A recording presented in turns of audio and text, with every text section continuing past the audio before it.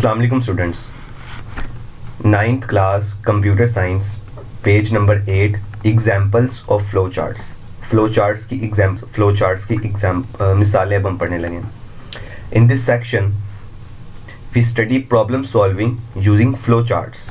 इस सेक्शन के अंदर हम प्रॉब्लम सॉल्विंग को पढ़ेंगे फ्लो चार्ट्स को इस्तेमाल करते हुए। In a flow chart, input means to get data from some input device. एक फ्लो चार्ट के अंदर इनपुट से मुराद है किसी इनपुट डिवाइस से डाटा लेना and store in computer memory, और उसको कंप्यूटर मेमोरी स्टोर करना। A data in memory is given some particular name. Data को मेमोरी के अंदर कोई ना कोई ख़ास नाम दिया जाता है। We access data with respect to its given name to perform some computation from which results are obtained. हम डाटा एक्सेस करते हैं, हम डाटा मेमोरी में जो डाटा है उस तक रसाई हासिल करते हैं उसके नेम के ज़रिए से, टू परफॉर्म सम कंप्यूटेशन, ताकि उसके ऊपर कोई ना कोई हम कैलकुलेशन परफॉर्म करें। कंप्यूटेशन से मुराद है कैलकुलेशन परफॉर्म करना।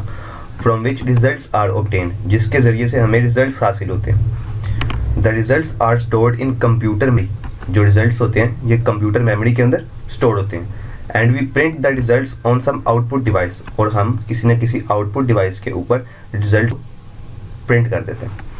इसकी एग्जांपल भी मैंने एक ड्रॉ करके रखी हुई है, मैं भी आपको दिखाता हूँ। ये एक मेमोरी है, मेमोरी के अंदर ये 4 सेल्स हैं। ये सेल 1 है, ये सेल 2 है, ये सेल 3 है, ये सेल 4 है। इस सब के अंदर डाटा मौजूद है। ये 2 डाटा है, ये 3 डाटा है, ये डाटा है, और ये 8 भी डाटा है। हमने पढ़ा कि हर डाटे को एक पर्टिकुलर नेम दिया जाता है।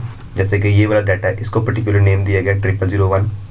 ये पर्टिकुलर डाटा, इसको पर्टिकुलर नेम दिया गया 0002, इसको 0003 और इसको 0004। हमने पढ़ा कि इन कंप्यूटर मेमोरी के इनपुट स्टोर होती है। मैंने 2 इनपुट दी, 3 इनपुट दी, 3 इनपुट दी। फिर हमने देखा कि आफ्टर प्रोसेसिंग उनके जो रिजल्ट्स होते हैं वो भी मेमोरी के अंदर ही स्टोर होते हैं, जो कि 8। इनको प्लस करें ज़रा, 2 + 3 5, 5 + 3 8, वो 8 मैंने यहाँ पे स्टोर कर दी। ये कंप्यूटर मेमोरी की एक छोटी सी एग्जांपल मैंने आपको बना के दिखाई है। अब नेक्स्ट देखते हैं।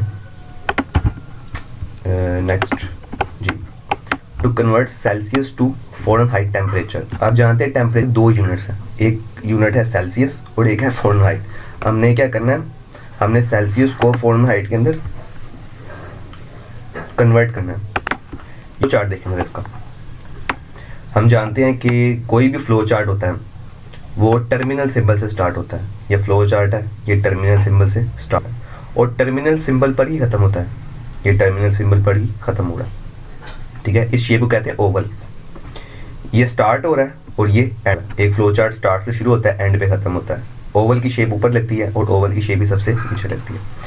इनपुट लेने के लिए जब भी हम यूज़र से कोई इनपुट मांगते हैं कि हमें इनपुट दो, इनपुट नंबर ओवर सेल्सियस, यानी कि न्यूमेरिक डाटा तो हमें 2, 4, 8, 20, 28, 30, जैसे 36 डिग्री सेल्सियस चल रहा है, 45 डिग्री सेल्सियस चल रहा है, 50 डिग्री सेल्सियस चल रहा है, तो अगर ऐसे ही कोई इनपुट दो मुझे न्यूमेरिक डाटा के फॉर्म में, या नंबर से बता न्यूमेरिक डाटा हो, सिर्फ 0, 1, 0 से लेकर 100 तक कोई वैल्यू हो जाए, या इस तरह नंबर में कोई वैल्यू हो, कोई अल्फ़ाबेट ABCDEFG, इस तरह का कोई वैल्यू ना है इसके अंदर। हम जानते हैं कि ऑपरेशंस परफॉर्म होते हैं, वैल्यूज़ चेंज होती हैं, ठीक है, तो वो प्रोसेस सिंबल के अंदर होती है। ये वाला प्रोसेसिंग सिंबल है, ठीक है, जिसे हम क्या कहते हैं, रेक्टेंगल भी जिसे हम कहते हैं। तो फ़ारेनहाइट किसके इक्वल है, जो सेल्सियस की वैल्यू यहाँ पर इनपुट ही उसको 9 से मल्टीप्लाई किया जाएगा। मल्टीप्लाई करने के बाद जो आंसर आएगा उसको 5 पर डिवाइड कर दिया जाएगा। फिर जो आंसर आएगा उसको 32 का उसके अंदर प्लस कर दिया जाएगा, तो इस तरह पास फ़ारेनहाइट आ जाएगा। फिर उसके बाद आप जाते हैं कि आउटपुट देने के लिए, आउटपुट यूज़र को प्रेजेंट करने के लिए हम अगेन ये वाला सिंबल इस्तेमाल करते हैं पैरेललोग्राम का। तो प्रिंट कर देंगे एंड पे फ़ारेनहाइट को और ये फ्लो चार्ट एंड हो जाएगा। ये इस फ्लो चार्ट की सारी वर्किंग थी। इसको एक दफ़ा रीड करते हैं। This flow chart shows that after start a computer user provides some numeric data which stored in computer memory with the name Celsius।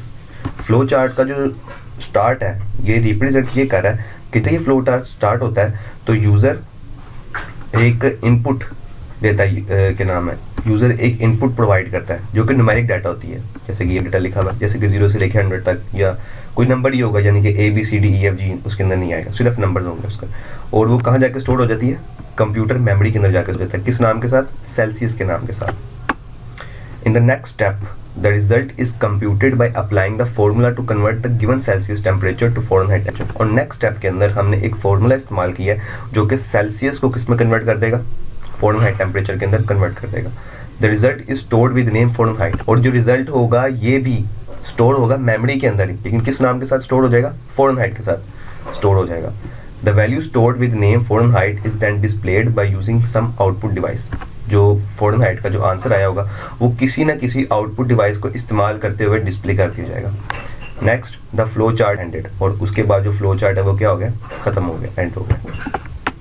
Next देखिए, to find acceleration of a moving object with given mass and the force applied. ये physics का भी थोड़ा सा question इसके अंदर आ गया। वो कहता है कि किसी ना किसी हमने मूविंग ऑब्जेक्ट है, एक ऐसा ऑब्जेक्ट है जो मूव कर रहा है, हमने उसकी एक्सेलरेशन फाइंड करनी है जबकि हमें मास और फोर्स दी गई है। सबसे पहले हम स्टार्ट लेंगे, आपको पता है ओवल का सिंबल इस्तेमाल करते हैं, स्टार्ट लिखते हैं और ओवल के सिंबल पे एंड ख़त्म करते हैं। इनपुट जब लेनी होती है यूज़र से तो हम ये वाला पैरेललोग्राम का सिंबल इस्तेमाल करते हैं।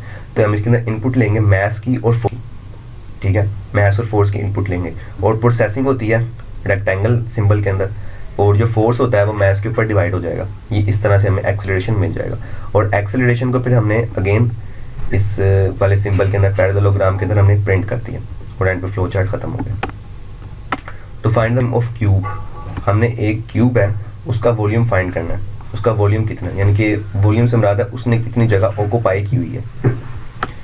इससे शुरू करते हैं, एंड पे ख़त्म करते हैं। हम सिर्फ क्या करेंगे, उसका जो क्यूब होगी उस क्यूब की जो एज होगी उसकी इनपुट लेंगे, और volume equals to edge multiply by edge, ठीक है। यानी कि हम उसकी एक एज लेंगे और उसकी एज को 3 टाइम्स हम क्या कर देंगे, मल्टीप्लाई कर देंगे। मल्टीप्लाई करने से जो आंसर आएगा वो उसका वॉल्यूम हो जाएगा, उस क्यूब का वॉल्यूम हो जाएगा, और एंड पे उसको प्रिंट करेंगे और फिर इस तरह ये एंड हो जाएगा। फिर उसके बाद to find plain the interest on an amount, पूरा बिजनेस मैथमेटिक्स आ गई। ये बिजनेस के अंदर कॉमर्स के स्टूडेंट्स इसको पढ़ते हैं। जब हम किसी न किसी क्या करते हैं, प्लेन इंटरेस्ट निकालते हैं किसी न किसी अमाउंट के ऊपर, किसी न किसी के ऊपर, तो इसका फॉर्मूला ये होता है, हम अमाउंट को मल्टीप्लाई करते हैं रेट डिवाइड्स बाय 100 के साथ, और मल्टीप्लाई करते हैं ईयर के साथ, यानी किस साल का प्लेन इंटरेस्ट आपने निकाला, ये इसका फॉर्मूला होता है। स्टार्ट से ही शुरू करेंगे, एंड पे ही ख़त्म करेंगे। इनपुट ले लेंगे यूज़र से अमाउंट की, रेट की और ईयर की। ये फॉर्मूलास आपको याद होने चाहिए कि उसको मैथ्स पे डिवाइड करते हैं तो एक्सेलरेशन आता है, वॉल्यूम के एच को 3 टाइम मल्टीप्लाई करें तो वॉल्यूम आता है। प्लेन इंटरेस्ट निकालने के लिए अमाउंट को मल्टीप्लाई करते हैं रेट डिवाइड्स बाय 100 और मल्टीप्लाई बाय ईयर से। ये आपने चीज़ें याद करनी है इसके अंदर, ठीक है। अमाउंट, रेट और ईयर आपने यूज़र से इनपुट लेना है, और फिर इसको आपने ये फॉर्मूला यहाँ पे यूज़ करना है प्रोसेसर के अंदर, और फिर आपने इसको आउटपुट के अंदर प्रिंट कर देना है, और एंड पे ये ख़त्म हो जाएगा।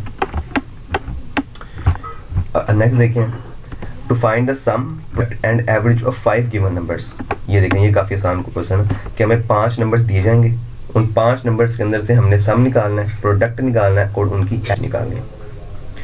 तो आप देख सकते हैं इनपुट हमने लिया है, आपको पता है इनपुट यूज़र से लेने के लिए हम पैरेललोग्राम का सिंबल इस्तेमाल करते हैं, N0, N1, N2, N3, N4। ये 5 वेरिएबल्स हैं जिनके अंदर 5 वैल्यूज़ जाएंगी।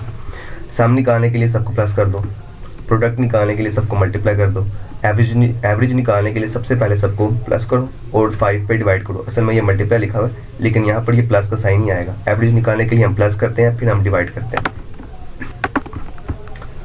उसके बाद प्रिंट करना है हमने सम को, प्रोडक्ट को, एवरेज को, और एंड पे हमने इसको ख़त्म कर देना, एंड कर देना। ये हमारा ये वाला फ्लो चार्ट था। To find the area of a parallelogram, एक पैरेललोग्राम हो और फिर हमने क्या निकालना है, एरिया फाइंड करना है। तो इसका फॉर्मूला हमारे पास ये होता है बेस मल्टीप्लाई बाय हाइट, यानी कि जितनी उसकी हाइट है और जितना उसका बेस है उनको हम आपस में मल्टीप्लाई करते हैं तो हमें पैरेललोग्राम का एरिया मिल जाता है। सबसे पहले ये स्टार्ट, ये एंड, और दोनों तरफ हमने ओवल के सिंबल इस्तेमाल किए। इनपुट लिया बेस की और हाइट की, और area is equals to base multiply by height, दोनों को मल्टीप्लाई करवा दिया और एंड पे इस एरिया को ही मैंने प्रिंट कर दिया। फ्लो चार्ट एंड हो गया। ये मेरा आज का था। आपने इन फ्लो चार्ट्स को अच्छे तरीके से समझ लेना है। जो पहला फ्लो चार्ट है उसके अंदर ये थ्योरी वगैरह लिखने की बिल्कुल भी ज़रूरत नहीं है, आपने सिर्फ ये फ्लो चार्ट अच्छे तरीके से समझ लेना और उसको अपने हाथों से पढ़ लेना। अगर आप देखें तो फ्लो चार्ट के अंदर 3 चीज़ें कॉमन चल रही हैं, एक स्टार्ट का सिंबल चल रहा है, एक इनपुट आउटपुट का चल रहा है, एक प्रोसेसिंग का चल रहा है, और उसके अलावा एक फ्लो लाइन भी इसके अंदर चल रही है। ये 4 मेन चीज़ें भी इसके अंदर चल रही हैं, ठीक है। अभी और भी चीज़ें आगे आएंगी लेकिन अभी आपने ये पक्की कर लेनी है, इनको अच्छे तरीके से समझ लेना है, इनको अच्छे तरीके से हमने एंट्री करना है। ये हमारा काम था। अपना ख्याल रखिएगा। अल्लाह हाफ़िज़।